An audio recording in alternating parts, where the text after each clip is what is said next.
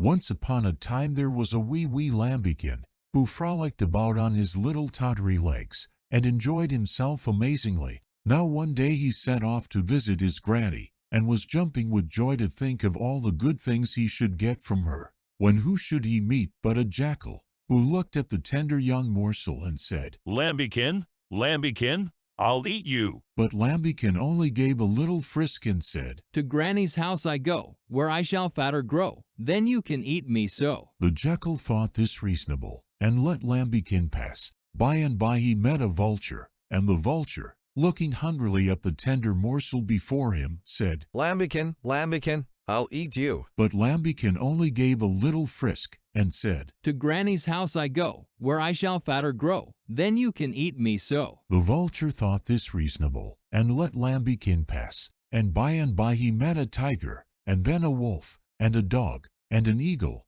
and all these, when they saw the tender little morsel, said, "Lambikin, Lambikin, I'll eat you." But to all of them Lambikin replied, with a little frisk, "To Granny's house I go, where I shall fatter grow, then you can eat me so." At last he reached his granny's house, and said, all in a great hurry, "Granny, dear, I've promised to get very fat, so, as people ought to keep their promises, please put me into the corn bin at once." So his granny said he was a good boy, and put him into the corn bin, and there the greedy little Lambikin stayed for 7 days, and ate, and ate, and ate, until he could scarcely waddle, and his granny said he was fat enough for anything, and must go home. But cunning little Lambikin said that would never do, for some animal would be sure to eat him on the way back. He was so plump and tender. "I'll tell you what you must do," said Master Lambikin. "You must make a little drumikin out of the skin of my little brother who died, and then I can sit inside and trundle along nicely, for I'm as tight as a drum myself." So his granny made a nice little drumikin out of his brother's skin,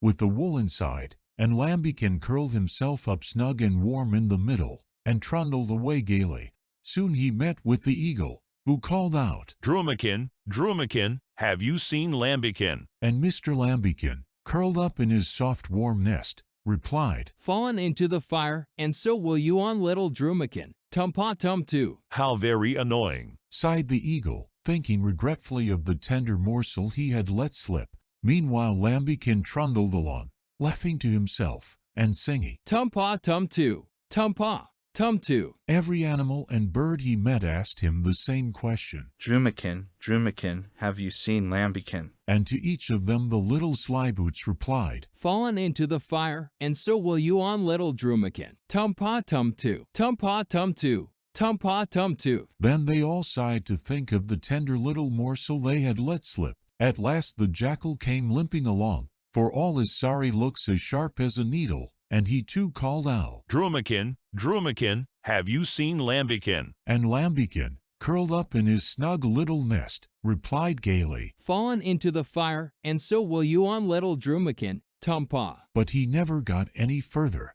for the jackal recognized his voice at once, and cried, "Hullo, you've turned yourself inside out, have you? Just you come out of that." Whereupon he tore open Drumikin and gobbled up Lambikin.